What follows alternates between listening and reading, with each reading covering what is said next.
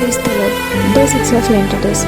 ఈరోజు మనం తెలుసుకునే అంశం ఉదయపు ప్రార్థన. మన జీవితాన్ని మార్చే శక్తి. మన రోజు ఎలా ప్రారంభమవుతుందో మన జీవిత దిశ కూడా అలాగే నిర్ణయించబడుతుంది. ఉదయం లేవగానే మనం మొదటగా చూసేది ఫోనా లేదా దేవుని ముఖమా?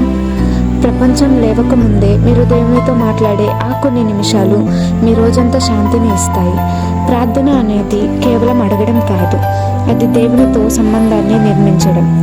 ఉదయపు ప్రార్థన మీకు బలాన్ని, జ్ఞానాన్ని, సహనాన్ని ఇస్తుంది మరియు భయాన్ని తొలగిస్తుంది.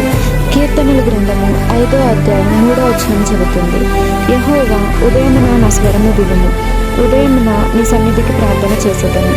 మీరు దేవునితో రోజును ప్రారంభిస్తే దేవుడు మీతో రోజంతా నడుస్తాడు. ఈ రోజు నుండే నిర్ణయం తీసుకుందాం. మొదటి 5 నిమిషాలు దేవునికే. రేపటి నుండి ఉదయపు ప్రార్థన ప్రారంభించేవారు కామెంట్లో ఆమెన్ అని టైప్ చేయండి.